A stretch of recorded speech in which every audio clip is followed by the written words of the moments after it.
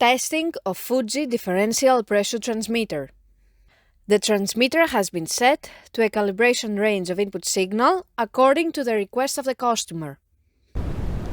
For testing, we add a 24-volt DC power supply, a multimeter in order to measure the milliamp output, and a pressure gauge in order to see the input signal. By manipulating the input signal, the unit reacts accordingly, and at the lowest set point, the output is 4 milliamp, and at the highest set point, the output is 20 milliamp.